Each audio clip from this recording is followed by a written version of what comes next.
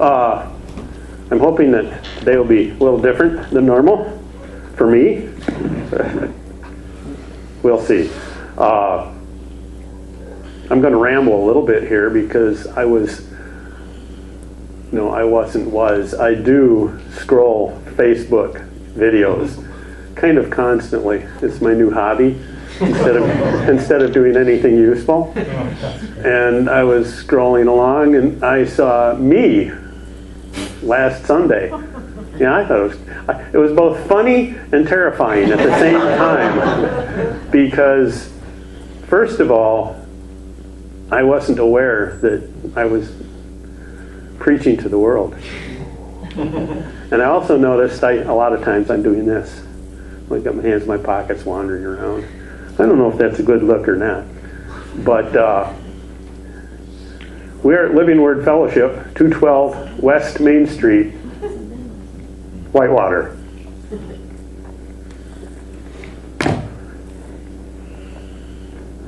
If you're looking for something to do, or a place to go, between 9 o'clock and noon, and you're confused about life, or you're full of anxiety, or maybe you just want to hang out with some people who will be nice to you, come on in, come on down. We do a little Bible study at 9 o'clock. We do a little worship and preaching from 10:30 to noon. We do a little snacking thereafter. And if you're so inclined, we go to lunch at usually Jessica's, and you're welcome to come with us, even if you don't know us. That is my message for the week. You can all go home. No, I'm kidding. You might wish that was true, but it isn't. Last week I ended kind of abruptly, and let's see, I wrote myself a note. Last week I talked about why we are here. I said we are here because we have all had an encounter with Jesus that changed our lives. That is true. And it could be true for anybody scrolling Facebook in the future. Or right now, if you happen to stumble across last week's message, we're here till noon. Come on down. That's going to be my theme for a while.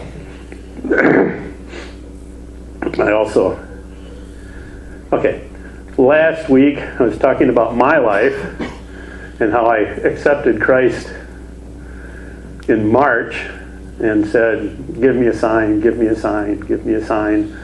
And then around about July or August, for no apparent reason, he sent an angel in the form of a county officer, you know, the red lights and the blue lights. And I don't know why. I think they were picking on me. I hadn't done anything except I had no muffler on my car. My plates were expired. I had no license. And apparently there was an outstanding warrant. Sometimes you should get Julie to tell you this story from the other side. It's funny now, 37 years later. It wasn't so funny then. But it does tell you two things. God is patient. He will cut you slack. But sooner or later, he's going to drop the hammer. Now, it sounds deadlier than I mean it to be. He is going to let you face the consequences of your actions. And usually for your own good. It is important to remember two of my favorite proverbs. 10:23, doing wrong is like a sport to a fool. And the foolishness of man, this is 19:3, the foolishness of man ruins his way, and his heart rages against the Lord. So what that says in a nutshell is you screw up your life and then you get mad at God because you screwed it up. And he lets you suffer the consequences thereof. Now, I have kind of a funny way of going about things. And one of them is I like to read the Bible and try and figure out what it means. And in the book of Acts, chapter 2, let's see, I write myself a lot of notes, believe it or not. And then the challenge is to find them. There it is. chapter 2, 41 through 47. I'm going to read the whole thing.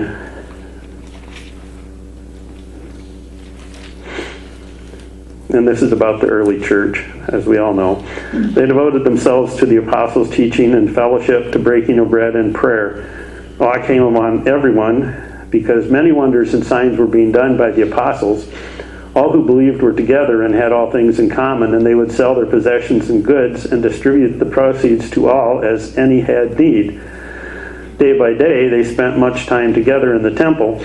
They broke bread at home and ate their food with glad and generous hearts, praising God and having the goodwill of all the people. And day by day, the Lord added to their number those who were being saved. So, I really, this is supposed to be back to the basics, part 2. Last week was why are we here? And this week is supposed to be what should we do? And it's interesting that the early church gathered for worship and also for survival and also for fellowship. And I have discovered, and you might get to hear at a later date, that there's a lot more to fellowship than eating lunch and playing games. It is actually a deeper and more spiritual thing. They call it koinonia in the Greek. I don't speak Greek, but I'll work on that later. We gather for encouragement, instruction, and inspiration. But I kept thinking, all right, it says they devoted themselves to the apostles' teaching. What did the apostles teach? It doesn't say.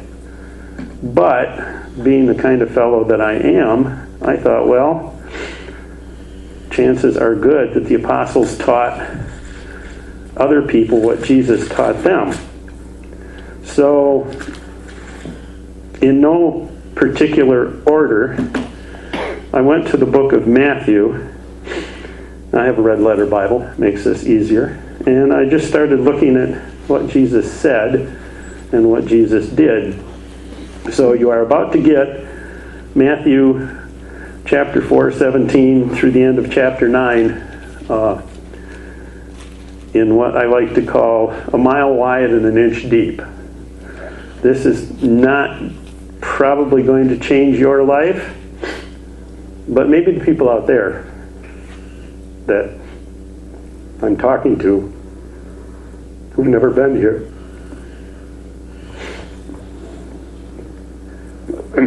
Excuse me.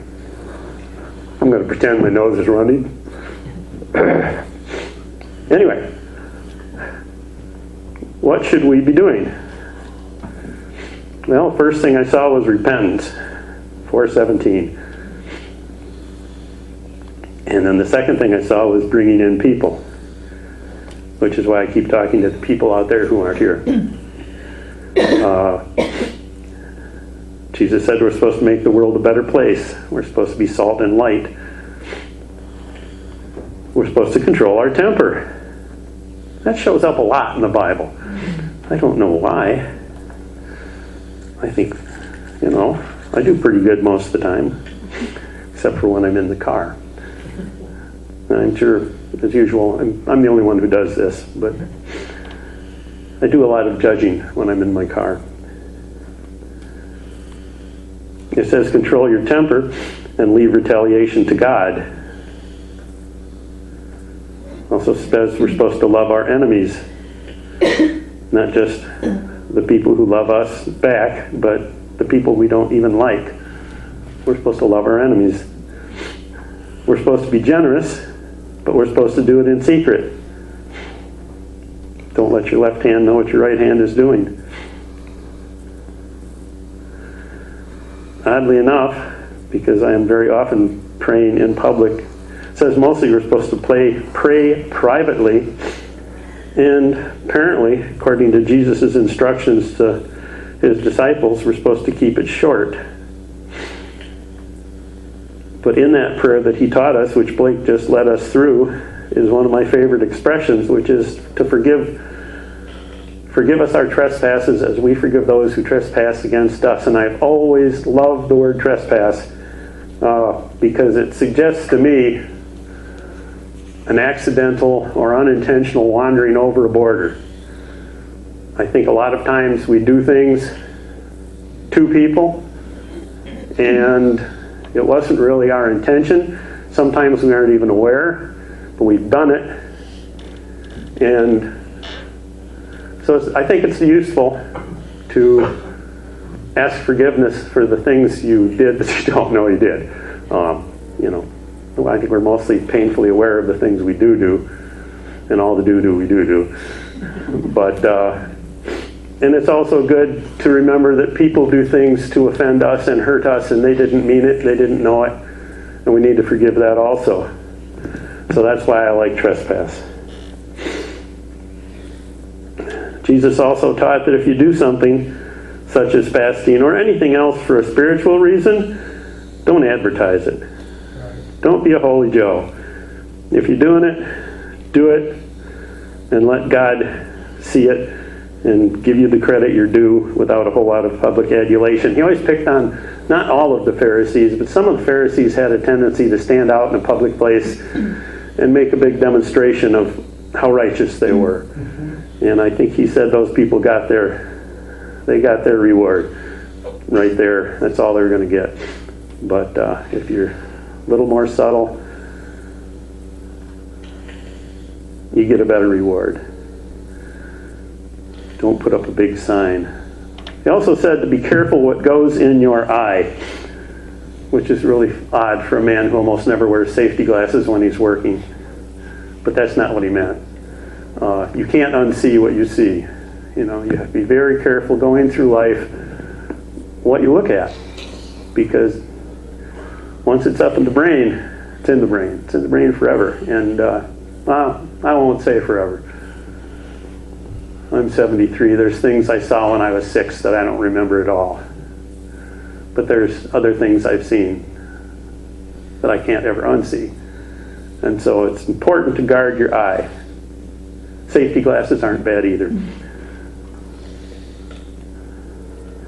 He also reminded us not to worry. Now he did a whole message on anxiety.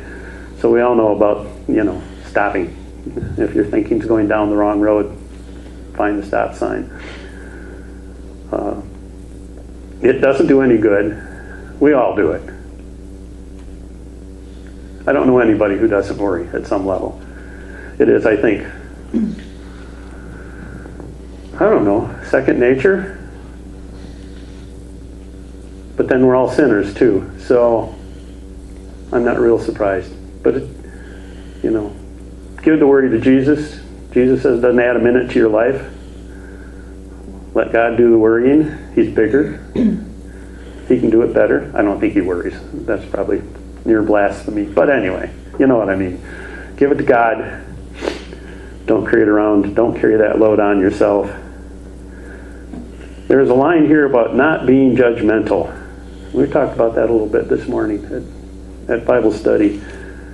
And my note says, don't be judgmental unless you have a mirror handy. Because the judgment you use against other people is the same judgment that's going to be used against you. And I think it's important that there is a difference between being judgmental and using sound judgment. Proverbs, which I'm very fond of, spends a lot of time talking about wisdom and prudence and foolishness. And it all involves making bad decisions. So there's decision making and there's being judgmental. We talked about that a little bit too. If somebody walked in here dirty and smelling to high heaven, I wouldn't want them, do I want to put them right here next to me, or do I want to put them back there next to Nancy? It's a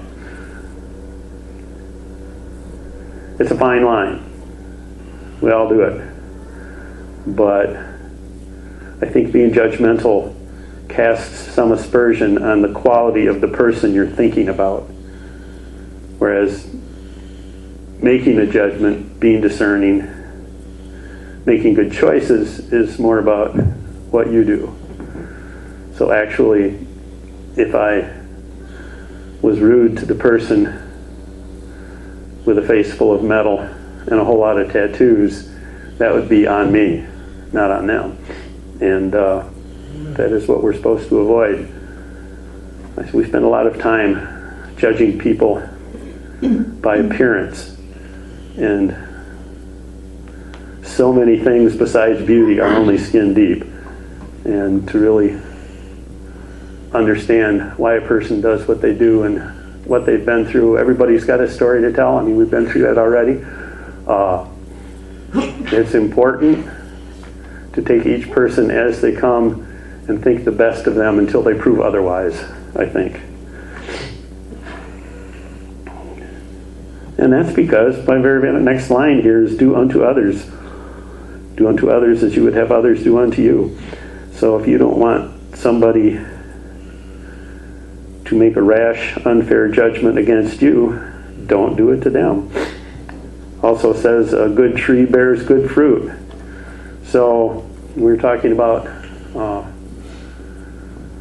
faith versus works, because we're going through James at 9 o'clock. If you're out there, come on in, 9 to 10, we'll teach you about the book of James. Jesus says a good tree bears good fruit. James says you exhibit your faith by the good works you do. And then the very next thing Jesus says is be a doer of the word, not a hearer only, which James was his brother. Maybe they talked to each other once in a while. But because that was another thing James said was if you have faith but you don't do anything with it, what good is it? Another thing Jesus taught the disciples was to deal with lepers. And, we don't have lepers anymore. I mean, we do, but it's treatable. We do have people you just soon, again, not having sit in the front row. There are people you just as soon not touch for one reason or another. Maybe they have purple hair. Maybe they voted for Harris. Maybe, just kidding. No, I'm not kidding. These are the people that we would normally scorn. And they would scorn us. And we would scorn them back. And then you get into this whole cycle. We've got to break that cycle. We have to love those people. And maybe they're not even lepers. Maybe they just look like lepers. And once we get to know them, we won't see the sores anymore. We'll see the healthy skin. We'll see all the good parts instead of the bad parts. Jesus taught his disciples to forgive. Over and over and over. I'm with Peter. I think 7 times 7 is enough. Oh, Peter said 7 times 70. That's only 490. I can still count that. Well, what did Jesus say? A lot more. A lot more. So he taught them to forgive. And somewhere in that passage, he ran into Matthew. He went to Matthew's house for supper. And he got a lot of criticism for that, for hanging out with sinners. But he said that it wasn't the sick that needed... No, that's wrong. It's not the sick that need doctors. It's not the healthy who need doctors. It is the sick. And he came to heal the sick. And that was a spiritual healing as well as a physical healing. And one book or another, I can never remember which one it was, says the church should be a hospital for sinners, not a museum for saints. And I'll stand by that. So all you broken sinners out there in Facebook land, come on down. We're all broken here. Let's see, my writing is deteriorating.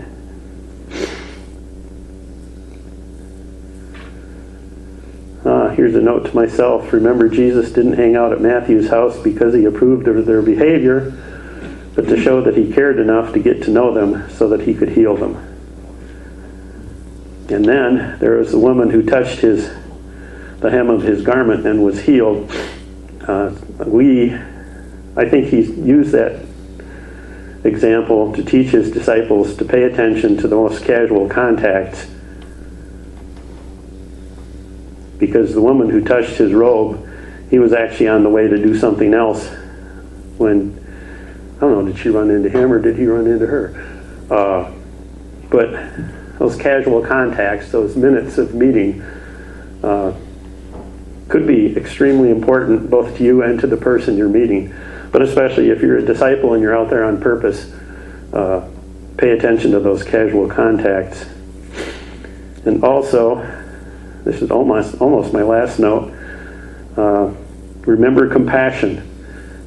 Because those people that haven't come here yet, they are sheep without a shepherd. And of course they act the way they do because they don't know any better. Nobody's taught them any better. Nobody's been nice to them in a long time. Maybe they aren't nice themselves. And that'll be the challenge.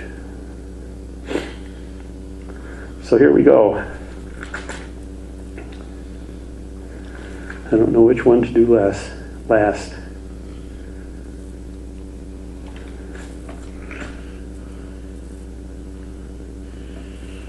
I think I'll do this. This is mostly an Adrian Rogers quote. I wish I could do it in an Adrian Rogers voice. But this one stuck with me. It said, Jesus did not call you to be a lawyer. He called you to be a witness. A lawyer argues a case. A witness tells what he's seen and heard. A Christian who's had an experience with Jesus Christ is automatically a witness. You don't have to know all the answers. Somebody might ask you a question you can't answer. I know people ask me all the time things I can't answer. He says sometimes the best answer is I don't know. He says when you stop pretending you know what you don't know, people will start believing you when you tell them what you do know, which I summed up as be real. So now back to the people in the room here, not the people out there. You people out there, you can take a nap. Wait for us. We'll come and find you. We have 3 things we're supposed to do, ultimately. Number 1, find the lost. Number 2, feed the found. Number 3, send fed. So, I'm glad you're all here. Now get out of here. Do these things. Find the lost. Feed the found. Say it, send the fed. Be a witness, not a lawyer. And remember what we're here for, which is anybody? Jesus. Thank you, Jay. That's the reason for the season. It's the reason for the book. It's the reason for me standing up here pretending my nose runs. And that's the message for today.